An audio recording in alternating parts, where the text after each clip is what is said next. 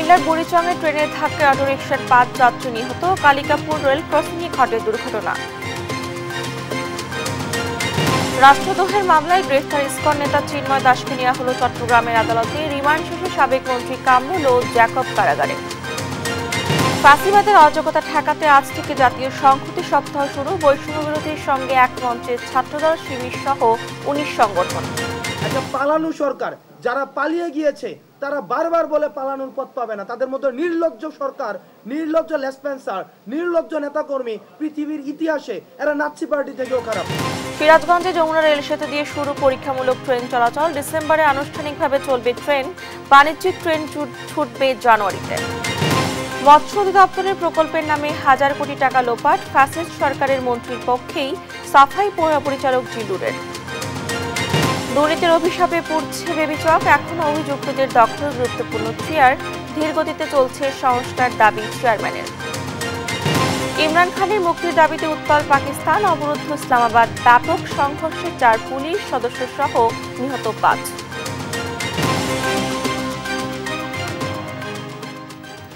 আমন্ত্রণ সংবাদ দুপুরে। দেখছিলেন শিরোনামগুলো, সঙ্গে আছি আমি ডানা ইসলাম। কুমিল্লার বুড়িচং উপজেলায় ট্রেনের ধাক্কায় নিহত হয়েছেন অটোরিকশায় থাকা ৫ জন যাত্রী। মঙ্গলবার সকাল ১০টায় উপজেলার বাকশিমুল ইউনিয়নের কালিকাপুর রেল ক্রসিংয়ে এই দুর্ঘটনা ঘটে। এই ঘটনায় গুরুতর আহত হয়েছেন আরও ৩ জন। দুর্ঘটনার খবর পেয়ে পুলিশ তৎক্ষণাৎ ঘটনাস্থলে যায়। বুড়িচং থানার ভারপ্রাপ্ত কর্মকর্তা আজিজুল হক জানান, চট্টগ্রাম থেকে ছেড়ে আসা চট্টলা এক্সপ্রেস ট্রেনটি সকাল ১০টায় বুড়িচং উপজেলার কালিকাপুর এলাকায় একটি অবৈধ ক্রসিং দিয়ে পার হওয়ার সময় যাত্রীবাহী অটোরিকশাকে ধাক্কা দেয়। রেলওয়ে পুলিশকে খবর দেওয়া হয়েছে, পুলিশ এসে আইনি প্রক্রিয়া শেষ করবেন। এদিকে নাটোরের লালপুর ট্রাক ভ্যান সংঘর্ষে নিহত হয়েছেন ২ জন।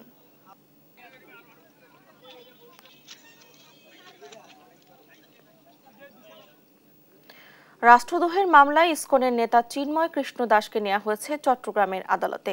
সকালে চট্টগ্রামের চিফ মেট্রোপলিটন আদালতে তাকে নেওয়া হয়। এর আগে সোমবার রাজধানী বিমানবন্দর এলাকা থেকে তাকে গ্রেফতার করে গোয়েন্দা পুলিশ। গেল ৩০ অক্টোবর ইসকনের আলোচিত সংগঠক চিন্ময় কৃষ্ণ দাস সহ ১৯ জনের বিরুদ্ধে মামলা দায়ের হয়। জাতীয় পতাকা অবমাননার অভিযোগে রাষ্ট্রদ্রোহ আইনে এই মামলা দায়ের হয়।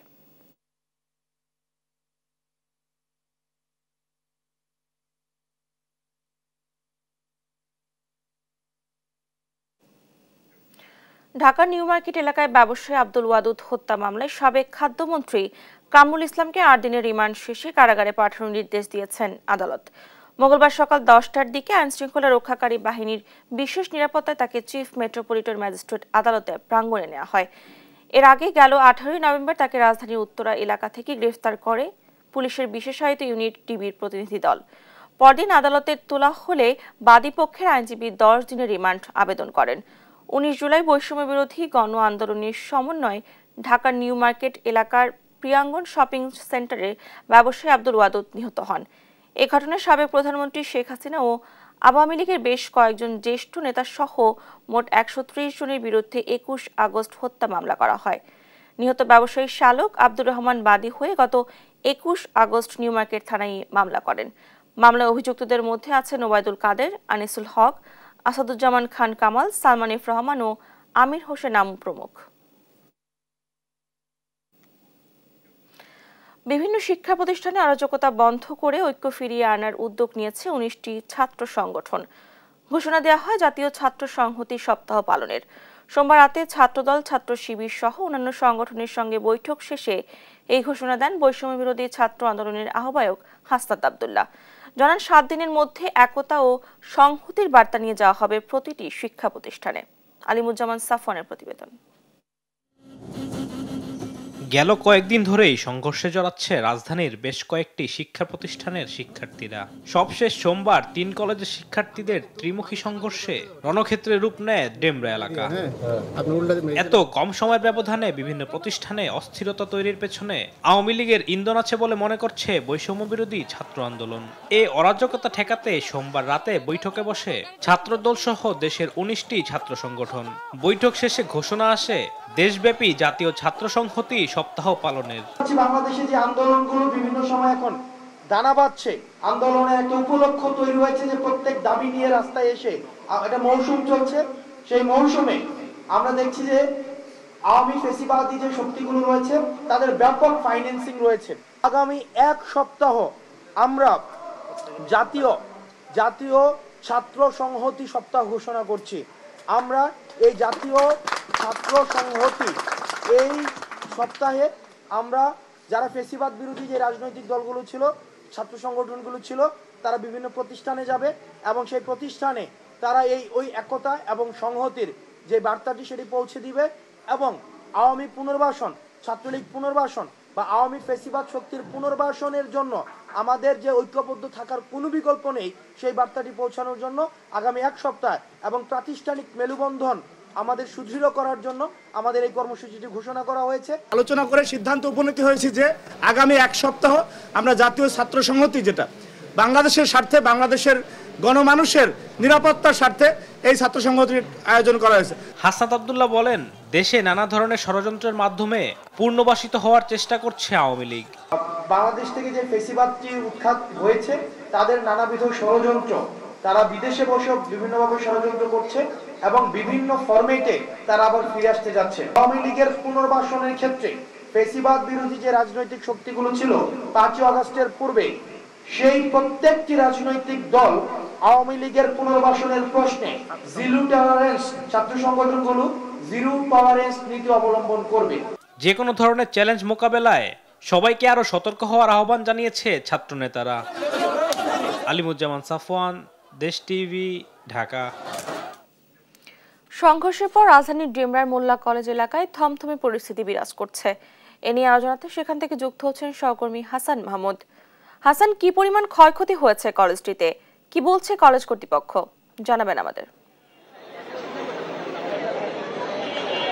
জান, আপনাকে ধন্যবাদ। আপনি যেমনটা বলছিলেন যে গতকালকে যে ব্যাপক হামলার ঘটনা ঘটেছিল সেখানে এখন পর্যন্ত কিন্তু ধ্বংসস্তূপের মতো পড়ে আছে মাহবুবুর রহমান মোল্লা কলেজ। সেটি আমরা সকাল থেকে দেখছিলাম যে সাধারণ আশেপাশে যে উৎসুক মানুষ সেখানে কিন্তু দেখতে আসছেন এবং সাবেক এবং বর্তমান যে শিক্ষার্থী তারাও কিন্তু আসছেন এবং ঘুরে ঘুরে দেখছেন। আমরা সকাল থেকে দেখেছি এবং কলেজ কর্তৃপক্ষের সঙ্গে কথা বলবার চেষ্টা করেছি। তারা যেটি বলছেন যে ইতিমধ্যে তাদের প্রাথমিক যে অ্যাসেসমেন্ট সেটি সম্ভব হয়েছে এবং তারা ধারণা করছেন যে 50 কোটি টাকার মতো ইতিমধ্যে ক্ষয়ক্ষতি হয়েছে। সেখানে কিন্তু আমরা দেখেছিলাম যে গতকালকে সেখানকার ভিতরে থাকা কম্পিউটার থেকে শুরু করে ল্যাব সব কিছু কিন্তু আসলে ভেঙে ফেলা হয়েছে। এখানকার বাহিরে যে সব গ্লাস রয়েছে সেগুলোও কিন্তু ভাঙা হয়েছে এবং ভিতরে আসলে ব্যাপক ক্ষয়ক্ষতি হয়েছে এবং আমরা দেখেছিলাম যে সেখানে থাকা কিছু কিছু জায়গায় প্রশ্নপত্র এবং সার্টিফিকেট সেগুলোও কিন্তু আসলে ক্ষতি হয়েছে এবং ঠিক কি পরিমাণ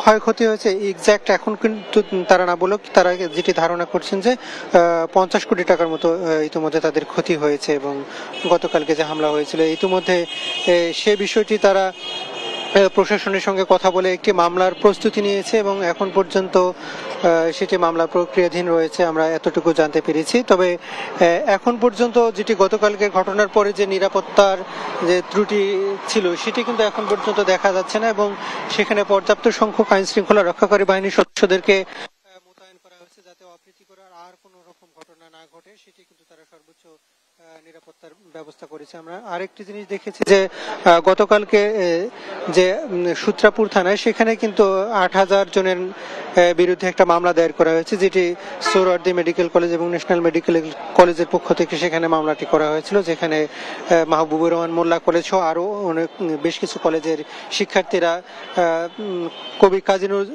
নজরুল ইসলাম কলেজ এবং সোহরাওয়ার্দী কলেজে যে হামলার ঘটনা ঘটেছিল সেখানে ঘটনায় কিন্তু সেখানে মামলা হয়েছে এবং আরেকটি মামলা কিন্তু এইখানে তত্ত্বাবধান করা হচ্ছে। এবং যেহেতু আমরা এখানকার কলেজের যে প্রিন্সিপাল রয়েছে তার সঙ্গে কথা বলছিলাম, তিনি যেটি বলছিলেন যে তারা আর যে দুটি কলেজ রয়েছে সেই কলেজগুলোর প্রতি আহ্বান জানাচ্ছে এই রকম অপ্রীতিকর ঘটনা যাতে আর না ঘটে এবং সেখানে যেন কোনো ধরনের উত্তেজনা আর না ঘটে সেই ব্যাপারে কিন্তু তারা সর্বোচ্চ তৎপরতা দেখাচ্ছে এবং তারা চাচ্ছেন যে এই বিষয়টি যেন এখনই সমাধান করা হয় এবং পুলিশ প্রশাসনের পক্ষ থেকেও আসলে বিষয়টি যতটুকু সম্ভব সেটিকে উত্তেজনা কমানোর জন্য তারা চেষ্টা করছেন এবং একটা সমঝোতা এসে এই ধরনের অপ্রীতিকর ঘটনা না ঘটে। এখানে যেহেতু কলেজের শিক্ষা কার্যক্রম সেটি কিন্তু ব্যাহত হচ্ছে এবং যেহেতু কলেজ ক্লাস এবং ল্যাব সহ অন্যান্য বিশেষ কিছু জিনিস যেগুলো প্রতিদিনের ক্লাসের জন্য প্রয়োজনীয় হয় সেগুলো ক্ষতিগ্রস্ত হয়েছে, ফলে কবে ক্লাস শুরু হবে সেটি কিন্তু এখন পর্যন্ত নিশ্চিত করে বলা যাচ্ছে না। তবে দ্রুত সেসব সমাধান করে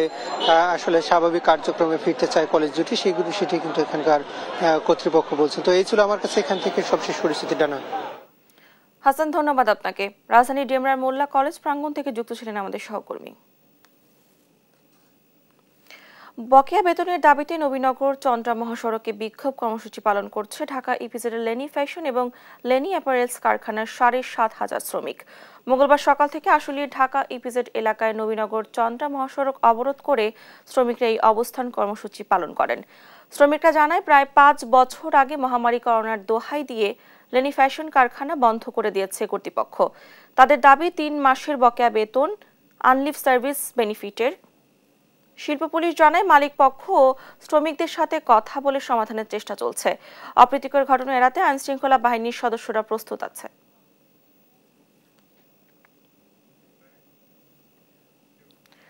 সিরাজগঞ্জ যমুনা নদীর বুকে নির্মিত দেশের বৃহৎ রেল সেতু জুড়ে শুরু হয়েছে ট্রায়াল ট্রেনের টেস্ট রান। সকালে আপ ও ডাউন লাইনে 2টি ট্রায়াল ট্রেনের মাধ্যমে শুরু হওয়া এই টেস্ট রান চলবে আগামীকাল পর্যন্ত। মঙ্গলবার সকাল 9টা 50 একই সাথে আপ ও ডাউন লাইন থেকে এই টেস্ট রান শুরু হয়।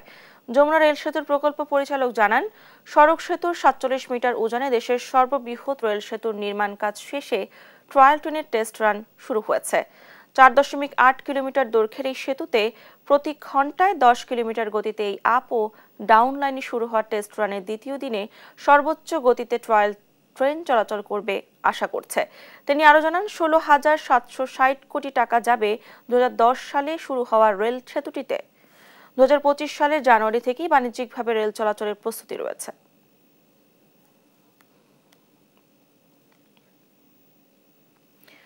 বিতাড়িত স্বৈরাচারের দোসররা আবারও মাথাচড়া দিয়ে উঠছে বলে সতর্ক করেছেন বিএনপির ভারপ্রাপ্ত চেয়ারম্যান তারেক রহমান। বলেন, নানা ষড়যন্ত্রের মাধ্যমে দেশের অস্থিরতা তৈরি করে গণতন্ত্র নস্যাতের চেষ্টা চলছে। সংস্কার কার্যক্রম নিয়ে অন্তর্বর্তী সরকারের সঙ্গে বিএনপির কোনো বিরোধ নেই বলেও জানান তিনি। নিয়াজ মোর্শেদের প্রতিবেদন। সোমবার সকালে জাতীয় প্রেস ক্লাবে ঢাকা সাংবাদিক ইউনিয়নের বার্ষিক সাধারণ সভা অনুষ্ঠিত হয়। সভায় আমন্ত্রিত বিএনপি ও জামায়াতের নেতারা বলেন, পতিত ফ্যাসিস্ট সরকারের আমলে রাষ্ট্রের অন্যান্য প্রতিষ্ঠানের সঙ্গে গণমাধ্যমকেও ফ্যাসিবাদী চরিত্রে রূপান্তর করেছিল। তারা বাংলাদেশ ব্যাংককে নিঃশেষ করে দিবে, সোনালী ব্যাংককে নিঃশেষ করে দিবে। তো এই সমস্ত অপকর্ম ঢাকার জন্যই তাদেরকে টার্গেট করতে হয়, গণমাধ্যম এবং গণমাধ্যমের সাংবাদিকদেরকে। ফ্যাসিস্টরা চতুর্থ স্তম্ভকে আক্রমণ করেছে, তার আগে কিন্তু প্রথম, দ্বিতীয়, তৃতীয় স্তম্ভ খেয়ে ফেলেছে। ওই 3 স্তম্ভ যখন নাই, তখন চতুর্থ স্তম্ভের আর সাহস করে নাই দাঁড়িয়ে থাকার, তারাও বো ডাউন করেছে। যার জন্যই রাষ্ট্র প্রায় পুরোটাই তাদের নিয়ন্ত্রণে চলে গিয়েছিল। বিগত 15 বছর নয়, 17 বছর এই দেশের কোটি কোটি মানুষ কি কালো অধ্যায় অতিক্রম করেছে। যে কালো অধ্যায় আমাদের ভোটাধিকার ছিল না, গণতন্ত্র ছিল না, সংবাদপত্রের স্বাধীনতা ছিল না। সবাই ভার্চুয়ালি যুক্ত হয়ে বিএনপির ভারপ্রাপ্ত চেয়ারম্যান তারেক রহমান বলেন, বিতাড়িত স্বৈরাচারের দোসররা আবারও মাথাচাড়া দিয়ে উঠে নানা ষড়যন্ত্রে লিপ্ত হচ্ছে। বিতাড়িত স্বৈরাচার এবং তাদের দোসর চক্র নানা কৌশলে আবারও মাথাচাড়া দিয়ে ওঠার অপচেষ্টা শুরু করেছে। অপশক্তি দেশের ভেতরে এবং বাইরে থেকে বাংলাদেশের পক্ষের শক্তির মধ্যে ভুল বোঝাবুঝি সৃষ্টির পায়তারায় লিপ্ত হয়েছেন। সংস্কার নিয়ে অন্তর্বর্তী সরকারের সঙ্গে বিএনপির কোনো বিরোধ নেই বলেও জানিয়ে দেন তিনি। সংস্কার কার্যক্রম নিয়ে অন্তর্বর্তীকালীন সরকারের সঙ্গে বিএনপির কোনো বিরোধ নেই। সংস্কার আগে নাকি নির্বাচন আগে, যারা এ ধরনের প্রশ্ন তুলে জনমনে বিভ্রান্তি সৃষ্টির অপচেষ্টায় লিপ্ত হয়েছেন, তাদের উদ্দেশ্য কিন্তু ভিন্ন। সংস্কার চলমান প্রক্রিয়া উল্লেখ করে সময়ক্ষেপণ না করে নির্বাচনের মাধ্যমে জনগণের অধিকার নিশ্চিতের দাবিও জানান তারেক রহমান। নিয়াজ মোর্শেদ, দেশ টিভি, ঢাকা। মৎস্য অধিদপ্তরের sustainable coastal and marine fisheries প্রকল্পের 1000 কোটি টাকার সাবেক মন্ত্রী সমর রেজাউল করিম ও তার ঘনিষ্ঠদের পকেটে। টাকা নিয়ে কাজ তো করেননি, প্রকল্প মহাপরিচালকের কৈফিয়তের জবাব দেওয়ারও প্রয়োজন মনে করেননি তারা। দেশ টিভির অনুসন্ধানে মিলেছে এমন লুটপাটের প্রমাণ। অবশ্য হাসিনা সরকারের দুর্নীতিবাজ মন্ত্রী ও ঘনিষ্ঠদের পক্ষেই সাফাই গাইছেন মৎস্য অধিদপ্তরের বর্তমান মহাপরিচালক জিল্লুর রহমান। এমি আজিমের রিপোর্ট। দেশের নির্বাচিত ২২টি হ্যাচারিকে এসপিএফ ব্রুড ম্যানেজমেন্ট সেন্টারে রূপান্তর ও পিপিএল আমদানি করতে ২৩ কোটি ৫৩ লাখ টাকারও বেশি বরাদ্দ দেয় sustainable coastal and marine fisheries প্রকল্প। বেশিরভাগ হ্যাচারি ৫০ থেকে ৬০ লাখ টাকা পেলেও এমকেএ নামের একটি হ্যাচারিকে দেয়া হয় ৫.৫ কোটি টাকারও বেশি। বরাদ্দের টাকায় ২ বছরে কি করেছে এমকেএ হ্যাচারি জানতে গেলে হ্যাচারিটিতে ঢুকতে দেয়া হয়নি দেশ টিভি টিমকে। তবে দেশ টিভির হাতে আসা প্রকল্প পরিচালকের দেয়া একাধিক নোটিশ বলছে বরাদ্দের প্রথম কিস্তির ২ কোটি ৫৬ লাখ টাকাই লোপাট করেছে প্রতিষ্ঠানটি। পিপিএল আমদানির কথা থাকলেও করেনি তারা। এ নিয়ে বারবার নোটিশ করলেও জবাব দিচ্ছে না এমকেএ হ্যাচারি। ব্রুড কেনার জন্য যে টাকাটা দেওয়া ছিল সেই টাকাটা আমরা ফেরত দেওয়ার জন্য তাদেরকে আমরা বলেছি। কাগজপত্র ঘেটে দেখা যায় মহাখালী ডিওএইচএস এলাকায় B175 নম্বর বাড়িতে রয়েছে তাদের প্রধান অফিস। এবার দেশ টিভির গন্তব্য সেখানে। তবে ডিওএইচএস এলাকায় গিয়ে দেখা যায় B175 নম্বর বাড়িটি নির্মাণাধীন। ভুয়া ঠিকানা ব্যবহার করে জালিয়াতি করেছে তারা। জাহিদুল আলম, হ্যাঁ স্যার, ওনার অফিস না, ওনার অফিস তাহলে আর ঠিকানায় দেয়া ফোন নম্বরে যোগাযোগ করলে বাসায় ডেকে নেন এমকেএ হ্যাচারির মালিক মঈনুদ্দিন। সেখানে কথার ছলে সাবেক মন্ত্রী শমা রেজাউল, মৎস্য অধিদপ্তরের মহাপরিচালক সহ ঊর্ধ্বতনদের সঙ্গে ঘনিষ্ঠতার কথা জানান তিনি। বাসায় ডেকে আমাকে বলে যে মঈন সাহেব, আপনি এটা কিভাবে করবেন? By the way, I don't bribe anybody. সাবেক মন্ত্রী শমা রেজাউলের সাথে, তাই না? নিজ মুখে স্বীকারও করেন পিপিএল আমদানির চুক্তি করে ২.৫ কোটি টাকা নিলেও তা করা হয়নি। এবং আমি কেপেবল। যখন আমি কেপেবল, কেন আমি দেশের মুদ্রা, বৈদেশিক মুদ্রা খরচ করে বাইরে থেকে মাছ আনবো? কিন্তু আপনি তো বিদেশ থেকে পোনা আনার জন্য কোটি টাকা নিয়েছেন। শুধু এটা পোনার জন্য না, এটার সাথে অন্যান্য অনেকগুলি ফ্যাসিলিটি ছিল, এটার সাথে পলিকিট ছিল। এ বিষয়ে জানতে এবার মৎস্য অধিদপ্তরের মহাপরিচালক জিল্লুর রহমানের দপ্তরে দেশ টিভি। এমকেএ হ্যাচারি পোনা আমদানি করেনি বলে স্বীকার করলেও আমদানি হয়েছে বলে দাবি করেন মহাপরিচালক। কাজের ত্রুটি বিচ্যুতি ছিল, সেগুলো সংশোধন করে পরে এটা বাস্তবায়ন হয়ে গেছে, যখন যেভাবে হওয়া দরকার হয়ে গেছে। সাবেক মৎস্যমন্ত্রী ও তার ঘনিষ্ঠরা প্রকল্পের কোটি কোটি টাকা লোপাট করলেও তাদের বিরুদ্ধে ব্যবস্থা না নিয়ে উল্টো সাফাই গাইছেন মহাপরিচালক জিল্লুর রহমান। এমএ আজিম, দেশ টিভি, ঢাকা। দেখছেন সংবাদ দুপুর। দুর্নীতির অভিশাপ পিছু ছাড়ছে না বেসরকারি বিমান চলাচল কর্তৃপক্ষের। অভিযুক্ত ব্যক্তিরাই পদোন্নতি পেয়ে দখল করে রাখছে চিফ ইঞ্জিনিয়ারিং পদটি। একই প্রকল্পে দুর্নীতিতে অভিযুক্ত সাবেক চিফ ইঞ্জিনিয়ার শহীদুল আফরোজকে ছুটিতে পাঠিয়ে গদিতে বসানো হয়েছে আরেক অভিযুক্ত প্রকৌশলী হাবিবুর রহমানকে। যদিও বেবিচক চেয়ারম্যানের দাবি, ধাপে ধাপে চলছে সকল সংস্কার। ইশাদ সোহেলের ক্যামেরায় বিস্তারিত জানাচ্ছেন আলিমুজ্জামান সাফওয়ান। যুগের পর যুগ একটি চেয়ার হয়ে উঠেছে দুর্নীতির এপিটোপিট। এ যেন পুরনো বোতলে নতুন মদ। বলছিলাম বেসরকারি বিমান চলাচল কর্তৃপক্ষের চিফ ইঞ্জিনিয়ার পদটির কথা। দেশের অন্যতম গুরুত্বপূর্ণ একটি খাতে বছরের পর বছর চলছে মেগা দুর্নীতি। একাধিক দুর্নীতির অভিযোগ থাকায় সাবেক চিফ ইঞ্জিনিয়ার শহীদুল আফরোজকে ২১ নভেম্বর ছুটিতে পাঠায় বেবিচক। একই পদে পদোন্নতি দেয়া হয় দুর্নীতিতে অভিযুক্ত আরেক ইঞ্জিনিয়ার হাবিবুর রহমানকে। অভিযোগ আছে দেশের গুরুত্বপূর্ণ ৭টি বিমানবন্দরে বিভিন্ন পদে দায়িত্বে ছিলেন তিনি। এ সময় ত্রুটিপূর্ণ নকশা প্রণয়ন, ভূমি অধিগ্রহণে টাকা আত্মসাৎ ও ঘুষ বাণিজ্যের কারণে মুখ থুবড়ে পড়ে এসব প্রকল্প। অভিযোগের বিষয়ে জানতে হাবিবুর রহমানের মুখোমুখি হতে চাইলে বিভিন্ন অজুহাতে দেশ টিভির প্রতিবেদককে এড়িয়ে যান তিনি।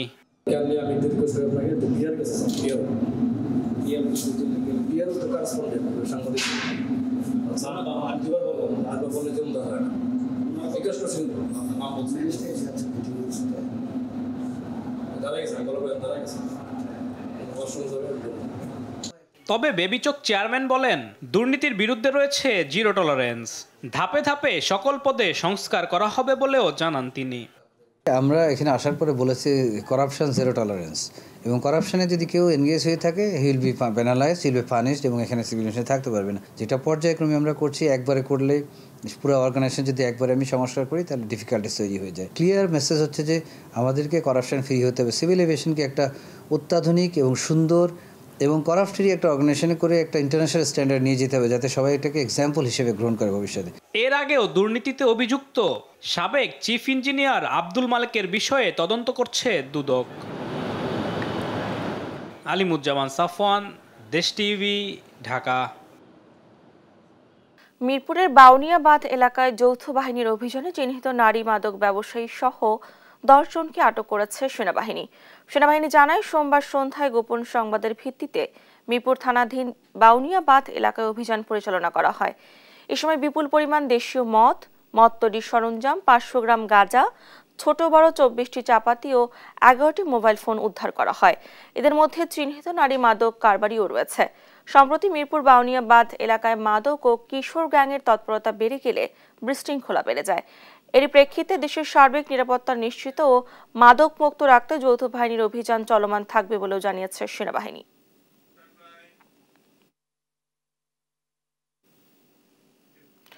জাতিসংঘ শান্তিরক্ষা mission United Nations interim force in লেবাননে অংশ নিতে চট্টগ্রাম ছেড়েছেন বাংলাদেশ নৌবাহিনীর 75 জন সদস্য। মঙ্গলবার সকালে চট্টগ্রাম শাহ আমানত আন্তর্জাতিক বিমানবন্দর থেকে নৌবাহিনীর প্রতিনিধি দলটি বাংলাদেশ ছেড়ে যায়। শান্তি মিশনে অংশ নেওয়া নৌ সদস্যরা বাংলাদেশ কন্টিনজেন্ট এর আওতায় নৌবাহিনী যুদ্ধজাহাজ সংগ্রাম এর যোগদান করার কথা রয়েছে। জাতিসংঘের শান্তি মিশনে থাকা ব্যানকন 14 এর নৌ সদস্যগণ আগামী 27 নভেম্বর বাংলাদেশে প্রত্যাবর্তন করার কথা রয়েছে। নতুন যোগ দেওয়া নৌবাহিনীর সদস্যরা ব্যানকন 15-তে স্থল সেবিত হবেন।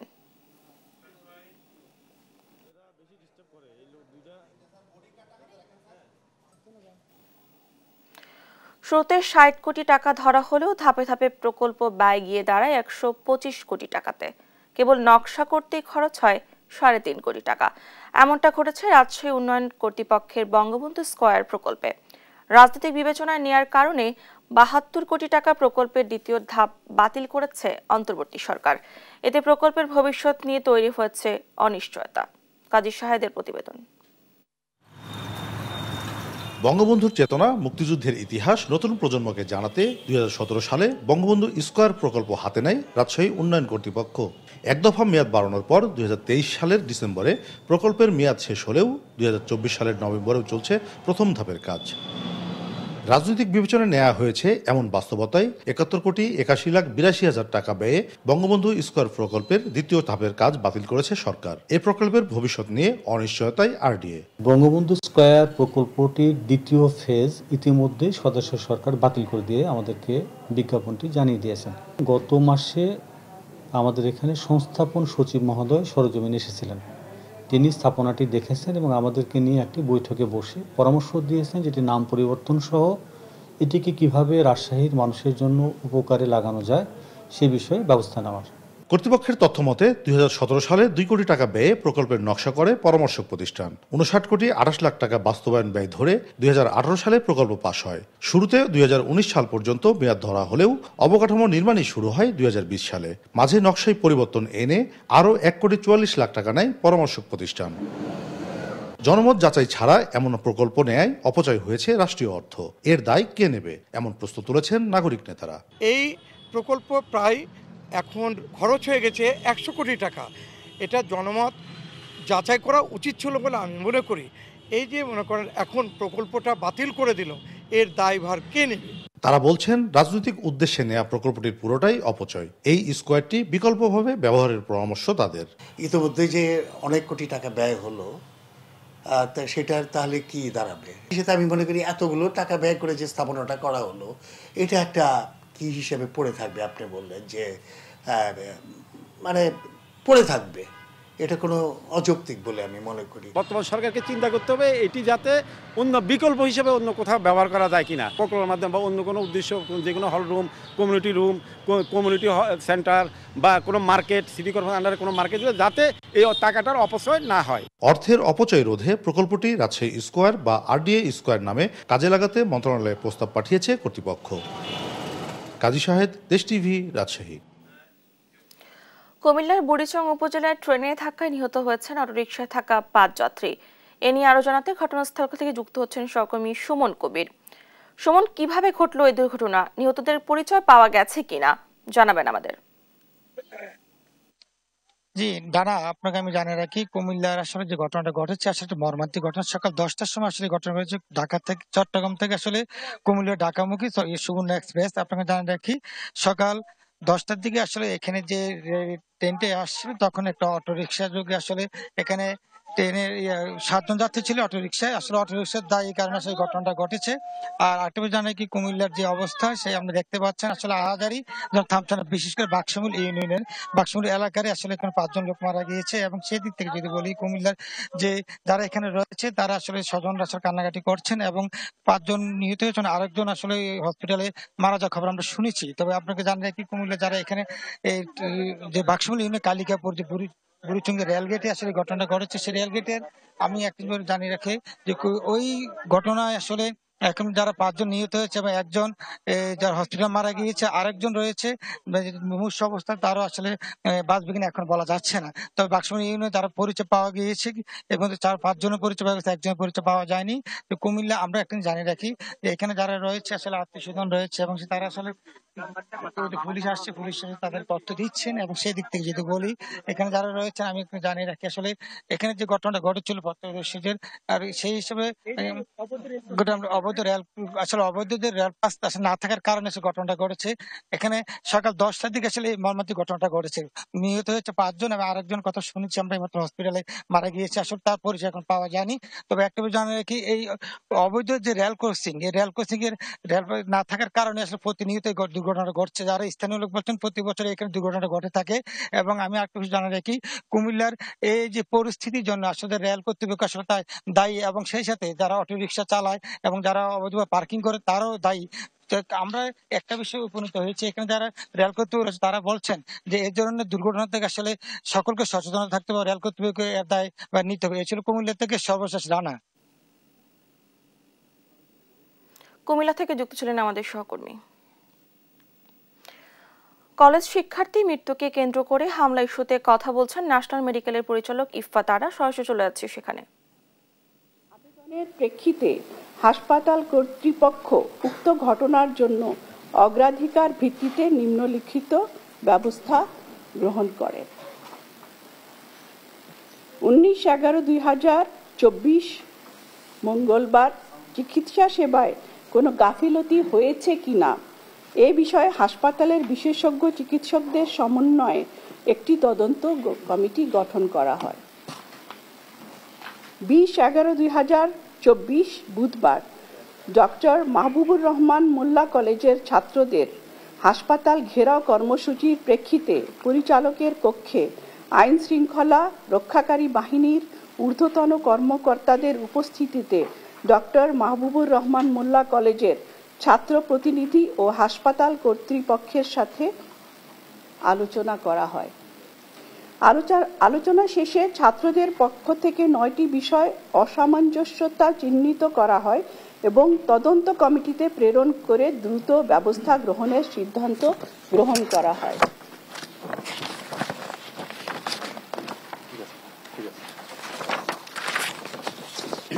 ছাত্রদের কর্তৃক উপস্থাপিত বিষয়গুলো আমি বলছি, ওরা যেগুলো পয়েন্টস দিয়েছিল। জরুরি বিভাগে কর্তব্যরত চিকিৎসক প্রথমে রোগী ভর্তি নিতে অস্বীকৃতি জানায়, পরে আবার ভর্তি দেয়। 2 নম্বর, চিকিৎসক রোগীকে অভিজিৎকে জিজ্ঞাসা করেন সে ড্রাগ সেবন করে কিনা। আইসিইউর গেটে 2 ঘন্টা অপেক্ষা করেও কথা বলার জন্য কাউকে পাওয়া যায় নাই। রোগী মারা যাওয়ার পর মাস্ক পরিহিত কর্তব্যরত চিকিৎসক হাসছিলেন। নিউমোনিয়া সংক্রান্ত এক্স-রে ফিল্ম দেখতে চাওয়া, পুলিশের মন্তব্য নিয়ে প্রশ্ন তাদের, 10,000 টাকা সংক্রান্ত একটি জটিলতা, সিসিটিভির ভিডিও ফুটেজ দেখতে চাওয়া, দুর্ব্যবহার, রোগীর হাত পা বেঁধে রাখা প্রসঙ্গ। উত্থাপিত বিষয়গুলো ছাত্র, শিক্ষক এবং আইন শৃঙ্খলা বাহিনীর সদস্যদের উপস্থিতিতে বিশদ আলোচনা ও ব্যাখ্যা প্রদান করা হয়। এতে তারা সন্তুষ্ট হয়ে সভাকক্ষ ত্যাগ করেন।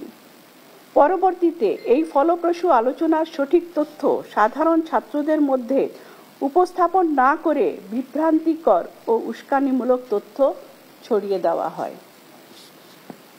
পরবর্তীতে 21/11/2024 খ্রিস্টাব্দ তারিখ বৃহস্পতিবার পুনরায় ছাত্রদের অবরোধ কর্মসূচির প্রেক্ষিতে দ্বিতীয় দফায় আইন শৃঙ্খলা রক্ষা বাহিনীর ঊর্ধ্বতন কর্মকর্তা ডক্টর মাহবুবুর রহমান মোল্লা কলেজের শিক্ষক ও ছাত্র প্রতিনিধি এবং অভিভাবক, রোগীর পিতা, প্রতিনিধিদের সাথে হাসপাতাল কর্তৃপক্ষের আলোচনা হয়।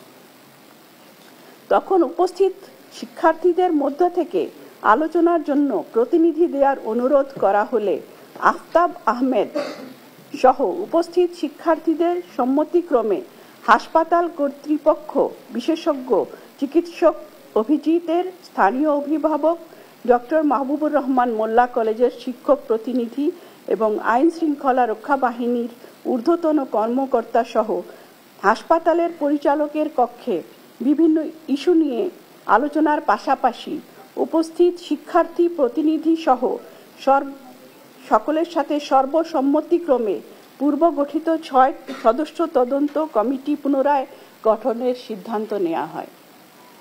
বিশেষ করে মৃত্যুর প্রকৃত কারণ অনুসন্ধানের বিষয়টি যেহেতু একটি মেডিকেল ইস্যু এবং হাসপাতাল কর্তৃপক্ষের সত্যতা যাচাই করা একজন ডাক্তারের পক্ষে সম্ভব, সেহেতু তদন্ত কমিটিতে শিক্ষার্থীদের মনোনীত ডেঙ্গু বিশেষজ্ঞ চিকিৎসক নিয়োগের সিদ্ধান্ত নেওয়া হয়। এ ব্যাপারে উক্ত শিক্ষার্থীদের পক্ষ থেকে আফতাব আহমেদ 3 ঘন্টার মধ্যে নাম দিবেন বলে বলেন, কিন্তু অদ্যাবধি কোনো নাম তারা দিতে পারেন নাই।